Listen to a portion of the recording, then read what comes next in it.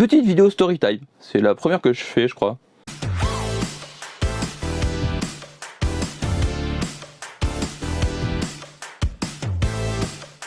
Graou les gens, vous allez bien, c'est les Gauchis. Et les Gauchis, on se retrouve aujourd'hui pour une petite vidéo, comme j'ai dit juste avant, story time. Voilà, je vais vous parler de comment je suis tombé dans la culture manga. Voilà, c'est la première fois que j'en parle, si je dis pas de bêtises, littéralement, enfin en détail on va dire. Pas survolé comme ça, un petit peu vite fait. Donc je vais parler un peu de mon histoire par rapport au manga, à la culture manga en général, mais aussi des vôtres. Parce que j'ai demandé du coup à des abonnés, à des gens du Discord, tout ça, et à l'assistant aussi, de comment ils sont tombés dans la culture manga. Je trouve ça intéressant de comparer, enfin pas de comparer, mais d'avoir des autres avis que le mien pour voir et pour surtout vous montrer qu'il n'y a pas de manière simple de tomber dans le manga, il n'y a pas qu'une seule manière, et que du coup je trouve ça intéressant de voir qu'on peut tomber dedans de plein de manières différentes, mais qu'on est tous une grande communauté. Voilà, et bah c'est parti. Du coup on va commencer avec mon histoire à moi. De mémoire, le premier manga que j'ai lu, ça devait être Dragon Ball, parce que c'était mes parents qui avaient dû me l'acheter ou qu'on m'avait offert, j'en ai aucune idée, je sais plus exactement comment je l'ai eu, mais c'est le premier manga que j'ai lu en papier réellement. Des tomes en vrac, hein, évidemment. Peut-être le tome 36, 32, enfin, je sais plus, c'était pas dans l'ordre du tout. Donc voilà, donc c'est probablement le premier manga, c'est même sûr, le premier manga que j'ai lu en papier. Mais à l'époque, je savais pas ce que c'était un manga. Pour moi, c'était juste une BD. Un livre comme un autre. Voilà, donc on pouvait pas dire que j'étais vraiment dans la culture manga à cette époque. Il savait que je savais même pas ce que c'était. Et évidemment, Dragon Ball, hein, c'est pas que le manga. Quand j'étais petit, j'ai regardé l'animé Dragon Ball Z, Dragon Ball. J'adorais ça, ça se foutait sur la tronche, c'était fun, ils avaient des coupes qui dépoufent, ça devient de noir à jaune, je comprenais pas, mais c'est pas grave. Mais vraiment, Dragon Ball, c'était le début de ma culture manga, à l'époque où je savais pas ce que c'était un manga, mais c'était pas mon premier coup de cœur. J'aimais ça, mais je veux dire, j'aimais ça sans plus. Enfin, j'aimais bien, mais voilà, c'était un... J'aime toujours Dragon Ball Z, c'est pas, voilà, mais c'est pas un truc coup de cœur. Mon premier coup de cœur est arrivé un tout petit peu plus tard, grâce à un de mes cousins, voilà, qui était fan de cet animé et qui me l'a fait connaître. Et il s'agit des Chevaliers du Zodiaque. Alors littéralement, c'est le premier animé qui m'a fait kiffer à mort. C'était pour moi oufissime. J'ai toujours été plus Chevalier Zodiac et Dragon Ball, je pense que c'est à cause de cette époque. Je suis tombé dans Chevalier Zodiac et grâce à mon cousin, et j'en suis jamais vraiment ressorti. En vrai, bon, je suis pas au point d'acheter 40 000 cloches à 300 balles, mais j'aime beaucoup Chevalier Zodiac, et c'est à cette époque que mon amour pour le Chevalier Zodiac a réellement commencé. Et c'est le premier animé, vous savez, quand vous êtes petit, vous essayez d'imiter, voilà. Je faisais des Kamehameha, évidemment, enfin je veux dire des gosses, voilà. Mais vouloir ressembler aux personnages, me dire que j'aimerais bien être comme eux, c'est bien fort, bien avoir une armure badass, voilà. Donc c'est les Cheveux Zodiac vraiment qui m'a donné mon amour pour les animés, je pense. Voilà. À cette époque, j'ai commencé à comprendre que c'était japonais, que c'était pas comme ce qui passe à la télé que je regardais jusque-là, que c'était un dessin animé, mais pas vraiment comme les autres. Voilà. Donc les Cheveux Zodiac, c'est pour moi mon plus gros coup de cœur d'enfance et mon premier vrai coup de cœur en termes d'animé. Vraiment, ça a été l'animé que j'ai regardé le plus quand j'étais jeune, je crois. J'ai dû le regarder une dizaine de fois. Je connais l'arc Sanctuaire par cœur. En même temps, ça aide quand il adapte 46 fois depuis la création de l'animé. L'arc Sanctuaire, on l'a vu combien de fois en vrai, en combien de versions différentes? 850, voilà, à peu près. Mais ouais, donc c'était vraiment... pour moi, c'est l'animé quand j'étais jeune que j'ai revu le plus de fois. Voilà. Et mon préféré, c'est Yoga. Voilà, avec sa coupe brochingée, toujours impeccable. Son côté BG qui vraiment, même quand il se fait mettre sur la tronche, il est à moitié mort. Son broching, il bouge pas. Voilà. Il est brochingé du début à la fin de l'animé. Aucun souci. Et d'ailleurs, c'est le premier vraiment personnage que j'ai essayé d'imiter. Voilà. Yoga, c'est pour moi mon premier personnage préféré, je pense. Quelques années plus tard, au collège, j'ai connu le sacro-saint sanctuaire de tous les gens qui voulaient lire des mangas sans devoir les payer. J'ai nommé le CDI. Vous savez, là, il y a plein de livres, mais que les jeunes du CDI louent toujours les mêmes. Là. Du coup, au CDI, j'ai connu plein d'œuvres que j'aime toujours maintenant, comme Chobits, comme bon, j'ai relu des tomes de Dragon Ball en vrac, voilà. Bon, par contre, j'ai lu les premiers tomes de One Piece au CDI, j'ai directement pas aimé. Désolé, voilà, j'aime pas One Piece. Ça date pas d'hier, comme vous pouvez le constater, c'est pas nouveau. Mais du coup, là, au CDI, j'ai loué mes premiers mangas, j'en ai lu par terre, à même le sol, comme tout le monde. Et c'est là où je me suis dit, qu'est-ce que j'aime en lire, vraiment. J'ai toujours les mêmes, hein, parce que clairement, il n'y avait pas un stock illimité de mangas non plus. Mais c'est à ce moment-là que je me suis dit, putain, c'est cool quand même. Vraiment, c'est cool.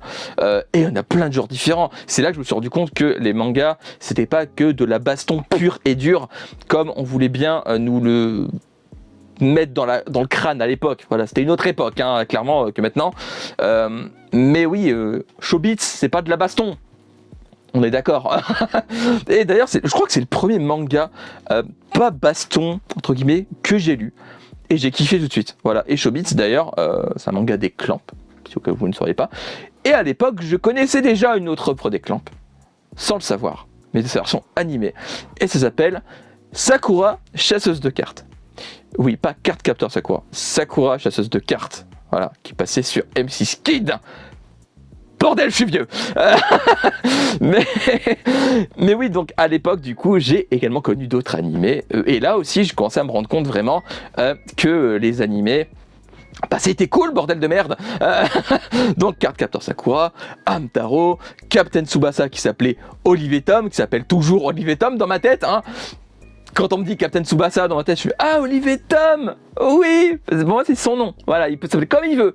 Il peut s'appeler Captain Tsubasa, Tsubasa Capitaine, Tsubasa Réservoir Chronicle qui font du foot, ils font ce qu'ils veulent. Mais moi c'est Olivier Tom. Voilà, vous pouvez l'appeler comme vous voulez. C'est Olivier Tom. Et ces animés, je les ai tout de suite adorés. Sakura, chasseuse de cartes en tête, avec son magnifique générique français. Si vous connaissez pas, je vous invite à aller voir sur internet. C'est une pépite. Clairement. Alors, vous allez peut-être vous foutre de la gueule de l'animé, enfin de l'opening français. Sachez que pour moi, Sakura, chasseuse de cartes, l'opening c'est ça. L'autre opening, vu que c'est du japonais et que je ne regarde pas en japonais, voilà, ça n'existe pas. Pour moi, c'est le générique français. C'est tout. Et encore un tout petit peu plus loin, genre peut-être une année ou deux, Canal+ à passer des animés en clair un peu plus adultes. Et là, j'ai eu mon premier giga coup de cœur en ce qui concerne un animé un peu plus adulte. Je veux dire que c'est pas très adulte, voilà, c'est pas non plus pour enfants. Voilà, c'est pas voilà. FMA, ça vous dit quelque chose? Je pense que ça vous dit quelque chose. Fullmetal Alchemist a été une révélation pour moi. C'est pour moi l'animé que j'ai regardé tous les épisodes, je n'en ratais aucun. J'ai regardé tout Fullmetal Alchemist sur Canal+. Voilà. La première fois que je l'ai vu en entier, c'était sur Canal+. Et je voulais, parce qu'ils sont sortis en DVD, je les ai achetés en DVD. Donc Fullmetal Alchemist a été mon premier animé en DVD. J'en ai plein. Vous avez vu des vidéos sur mes DVD, j'en ai plein. Et bah mon premier animé en DVD, c'était Fullmetal Alchemist. Alors c'est plus la version que j'ai maintenant. Maintenant j'ai un coffret intégral, je les ai achetés en DVD à l'unité, il y en avait plein. Du coup, mais voilà, donc c'est le premier DVD que j'ai acheté. Et puis là, je me suis dit, j'adore les mangas. Clairement, j'adore les mangas, j'adore les animés. Je veux en avoir à moi. Acheter FMA, ça a été pour moi le déclenchement. J'ai acheté les DVD FMA, je me dis, si j'achète les DVD, je peux acheter des mangas aussi, à moi. Enfin, vous voyez ce que je veux dire, je veux ma collection à moi. Et du coup, j'ai été acheter un manga, enfin, je me suis fait offert un manga par mes parents, qui n'est absolument pas FMA. Absolument pas. Parce qu'en fait, j'ai eu un coup de cœur pour une couverture. Voilà, vraiment, la couverture m'a tapé dans l'œil. Clairement, elle m'a mis un high kick, la couverture. Et ce manga, il s'agit de Degreman, que j'ai toujours, qui est toujours en cours, qui est à cause de son auto, enfin bref. Mais Degreman a été mon premier manga de ma collection. À moi, je veux dire, J'avais quelques tomes en vrac de Dragon Ball, mais déjà j'en ai perdu la moitié. Il y en a qui étaient super abîmés.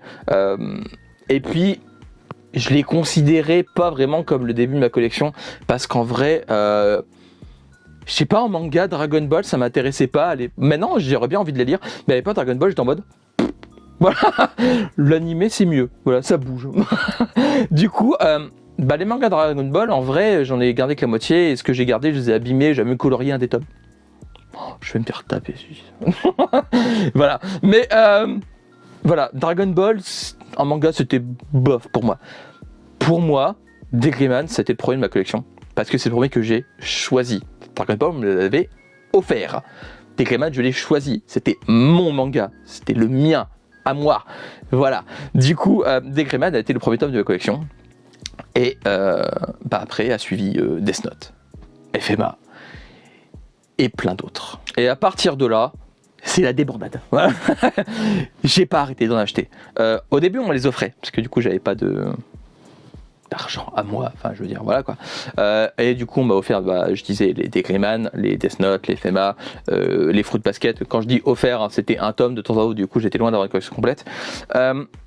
Mais une fois que j'ai eu mon premier salaire, qui était en CAP d'apprentissage, voilà, alors là, mon salaire, il fait fouille d'abus.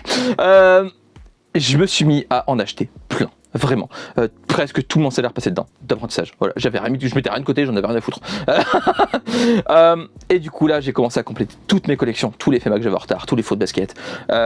Et j'ai commencé à en acheter d'autres, des giga coups de cœur comme Muyo Hiroji, Code Geass, Nabali.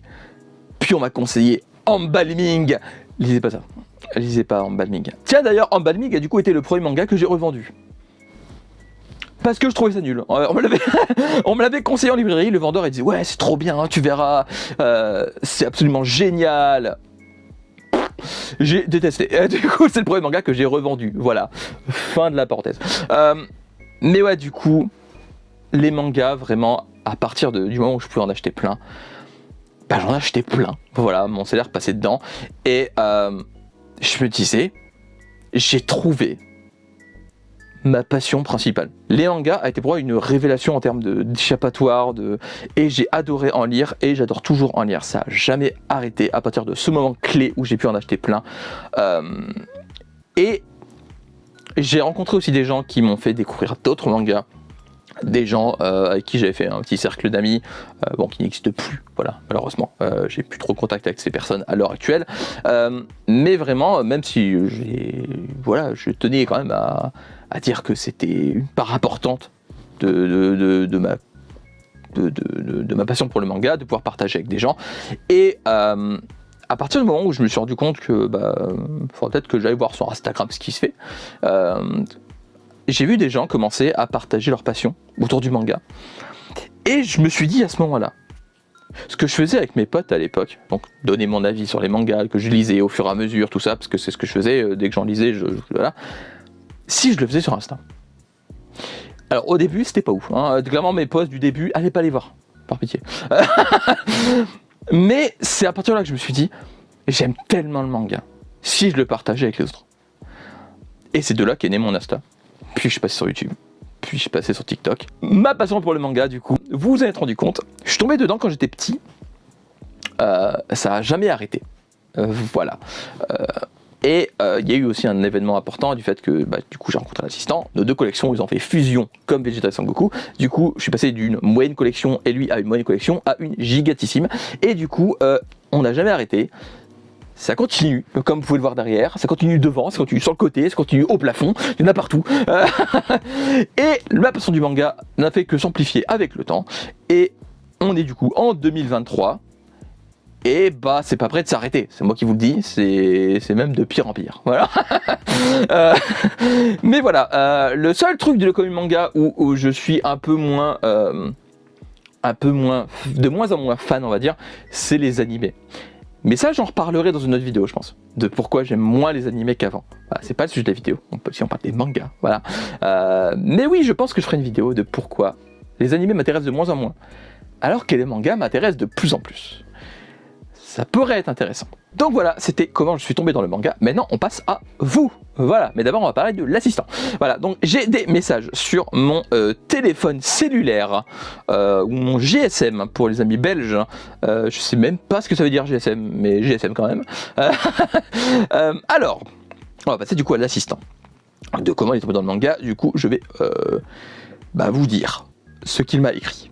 C'est à cause de mon cousin parisien qui m'a fait connaître les jeux vidéo et en même temps les animés du Club Do, et plus tard quand je regarde la télé, j'ai été attiré par Sakura, chasseuse de cartes, et tout ce genre d'animé, mais le premier animé que j'ai vraiment regardé c'est Samurai Pizza Cat, que j'ai jamais vu, mais qu'on a en DVD. Voilà, faut vraiment que je rattrape pour là-dessus. Et pour le manga papier, j'ai commencé en allant à la librairie et les livres qui étaient en avant étaient des tomes de Yu-Gi-Oh! Et Edgy Psychometer que j'ai commencé à lire et j'ai trouvé ça très fun, divertissant, car à la base j'aimais pas lire et j'aimais pas beaucoup les BD en général franco-belge, encore maintenant. Et avec ma dyslexie, la lecture est très dure quand même si je fais des efforts, et que c'est grâce au manga que je me suis ouvert sur le monde de la lecture et sur le Japon en général. Je savais pas pourquoi ça m'attirait, mais en fait, j'adore découvrir la culture japonaise à travers les mangas que je lisais, les yokai, le shinsengumi, etc. C'est pas très original, mais ça m'a découvert à moi. Alors déjà, il n'y a pas de manière originale de découvrir des mangas. Avant, quand je dis tomber dans le manga, si vous tombez littéralement sur un rayon d'une librairie, il n'y a aucune version originale. Voilà, c'est tout le monde à sa manière. Et du coup, voilà. Alors pour le côté découverte du Japon, c'est un peu pareil pour moi en fait. C'est vrai que j'aurais pu en parler également, mais vraiment aussi découvrir le Japon grâce au manga, c'est vraiment une bonne porte d'entrée en vrai. Et je pense qu'on est beaucoup à avoir découvert le Japon grâce au manga et à vouloir s'y intéresser. Et je pense que le manga était très bénéfique là-dessus. Voilà, tout simplement. Du coup, maintenant, on va passer à des commentaires du Discord. Voilà, donc je vais me décaler un petit peu pour mettre les messages à droite, et bien que je vais lire également. Alors, c'est Almedga, j'espère que je le dis bien. Voilà, mais depuis qu'il est sur Discord, je l'appelle comme ça, hein, pour savoir. Almedga. Bonjour, comment ça va pour ta story? Alors, c'est une vidéo, c'est pas grave. Personnellement, mon frère avait 3 séries de mangas, dont Yu-Gi-Oh! Et Dragon Ball, que je lisais en boucle, ainsi que les détectives Conan, qui m'avaient traumatisé au départ. J'étais vers le CP, donc vers mes 6 ans. On n'avait pas trop les moyens à cette époque, donc tous les tomes étaient dispatchés, on en avait des trous de 3-4 volumes. Généralement, en 10 ans, on s'achetait des mangas rarement. Je crois qu'on en avait entre 50 et 200, avec des séries plus ou moins finies. Puis en travaillant pendant un été en librairie spécialisée manga, j'ai été totalement accroché et plongé à fond dans cet univers depuis 2020. C'est devenu une vraie passion remplie de bons souvenirs.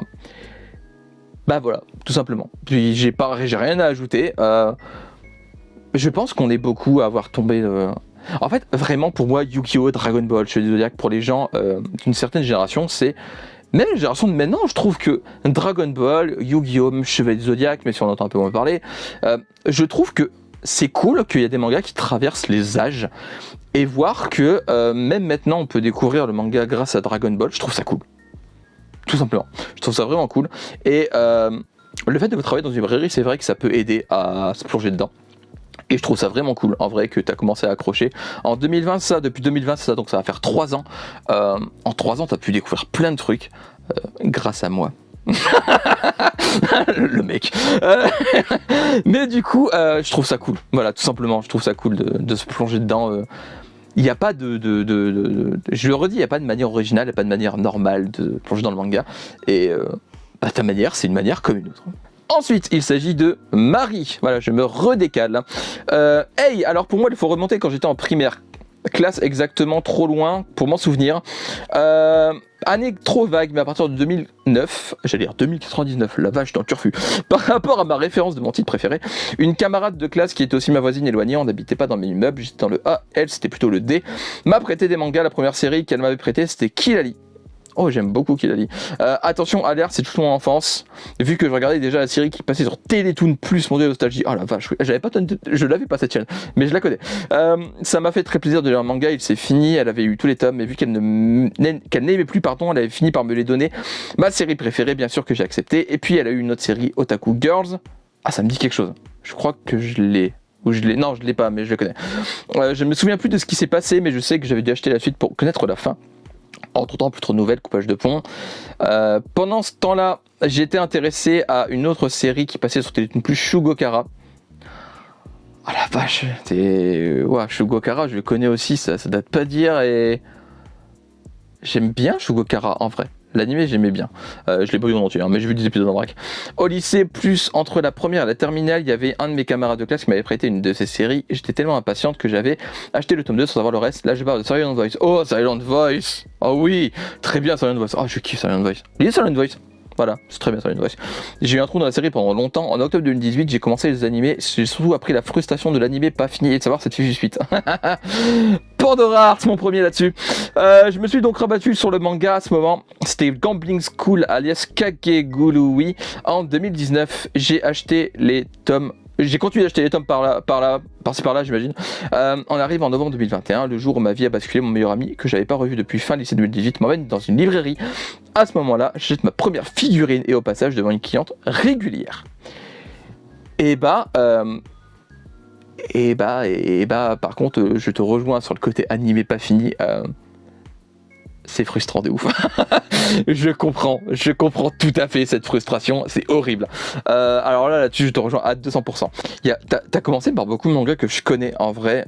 Shugokara, je connais. Kilali, j'adore Kilali, c'est trop cool. Par contre, comme Gambling School, je me suis jamais lancé dessus. Je sais pas ce que ça vaut, voilà. Mais pareil, je trouve ça la manière de découvrir les mangas, je trouve ça cool. Encore une fois, c'est un peu grâce à un contact humain entre guillemets et ça montre à quel point en fait les mangas, le contact humain est important pour faire partager tout ça et je trouve ça vraiment cool. Voilà. Alors vous me direz, mais j'ai l'impression que la caméra elle est plus droite. Pour regarder la vidéo comme ça. C'est pas grave. Ensuite, alors, on passe sur Instagram dans les DM. Alors là, c'est Léa Lerouzic. J'adore le concept. Merci beaucoup. C'est très gentil. Alors moi, du coup, c'est Léa que j'ai commencé le manga quand j'ai commencé le collège. J'avais découvert une médiathèque à côté du collège. Alors après les cours, j'y allais à pied, je me baladais dans les rayons et je tombais sur mon premier manga, l'Académie des Ninjas. Ouh, ça me dit quelque chose ça. Ça me dit quelque chose. Je connais de nom, ça me dit grave quelque chose. J'ai eu beaucoup de mal à comprendre dans quel sens ça se lisait. Oh, pareil. Alors là, j'en ai pas parlé, mais j'aurais pu en parler aussi. Au début, j'avais trop du mal. Showbiz, je lisais ça dans n'importe comment. J'avais trop du mal aussi. Akuma Tulu. Oh, j'ai raté une phrase là. Puis j'ai adoré, j'ai enchaîné avec Showbiz. Showbiz, voilà. Akuma to Love Song, etc. Et après, j'ai rencontré des personnes qui aimaient beaucoup les mangas. Ça a donc nourri encore plus mon amour pour les mangas. Et depuis, c'est devenu une passion.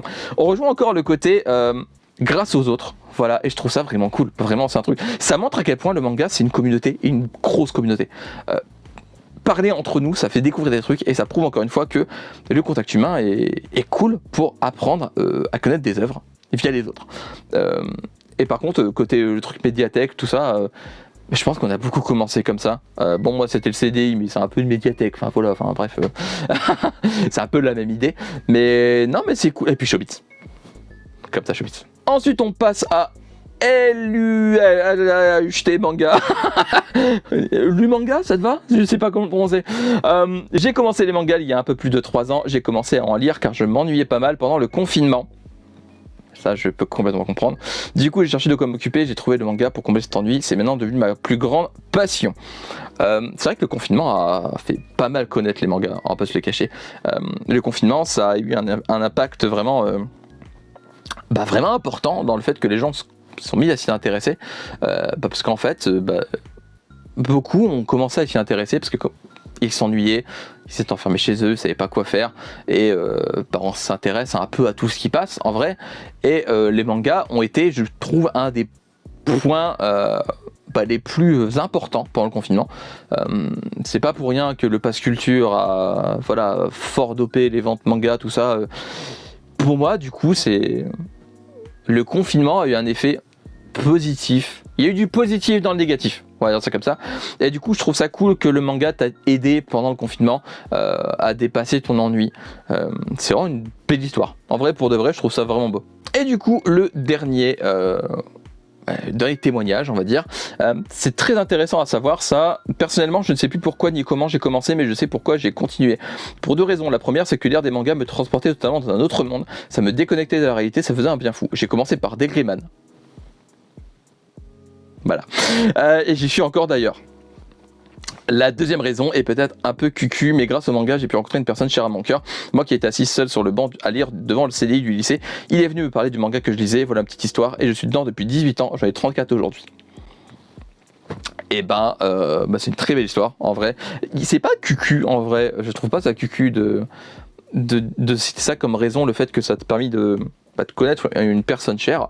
Les passions sont un peu là pour ça aussi. Comme j'ai dit, le contact humain, ça te permet de rencontrer des gens qui te deviennent chers plus ou moins à long terme, ou voilà quoi, tout simplement. Et je trouve ça vraiment cool. Le côté déconnecté de la réalité, j'en ai parlé un peu plus tôt, c'est vraiment un truc que je trouve fou dans le manga, cette capacité à vraiment se déconnecter, et je trouve ça cool d'en lire pour ce point en fait. Et t'es dedans depuis 18 ans, t'en as 34. Je suis nul en maths. Mais alors, je suis nul, mais ça fait beaucoup d'années déjà. Alors, c'est à peu près pareil. Moi, j'en ai 32 aujourd'hui. Voilà. J'ai tombé dessus quand j'étais petit, mais ma passion a vraiment né dans un tour de 14-15 ans. On va dire ça comme ça. Mais du coup, voilà. Donc, ça fait déjà une belle période, l'air de rien. Et du coup, on est un peu de la même génération, entre guillemets. Donc, je trouve ça cool.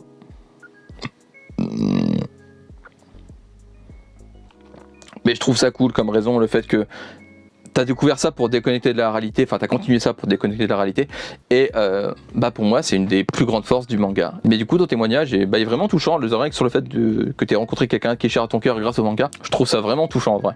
Donc voilà, c'est la fin de cette vidéo. J'espère qu'elle vous a plu, et merci à tous ceux qui ont apporté leur patte à cette vidéo, du coup vos témoignages et vos commentaires, ceux qui discutent en DM des mangas, tout ça. Je le redis, mais n'hésitez jamais à m'envoyer un message sur Instagram, TikTok. N'hésitez jamais à m'envoyer un message pour discuter de manga, tout simplement. Même juste un salut, tu lis quoi en ce moment, ou je sais pas, n'importe quand. Voilà, mes messages privés sont toujours ouverts et j'adore discuter avec vous. Du coup, voilà. Donc, je remercie encore une fois tous ceux qui ont donné leur témoignage, tous ceux qui m'en parlent en message privé, ou voilà. Je trouve ça vraiment cool. Voilà, le fait de pouvoir partager avec vous. Et j'espère que mon expérience dans les mangas vous a plu. Enfin, j'espère que ça vous a intéressé surtout. N'hésitez pas à me donner vos retours en commentaire, juste en dessous. Voilà.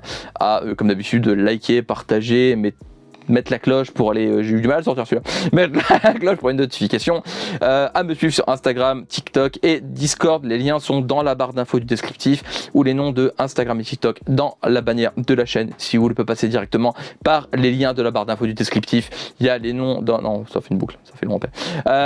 Comme d'habitude, lisez des mangas, regardez des animés, jouez à des jeux vidéo, mangez des pommes, parce que c'est très bon les pommes, même sous forme de pommes-potes. Voilà, petite évolution aujourd'hui. On se retrouve bientôt pour une nouvelle vidéo. D'ici là, prenez soin de vous, portez-vous bien. Je vous fais des graou les gens. À la prochaine. Bye bye. Tchou. Et tchou tchou.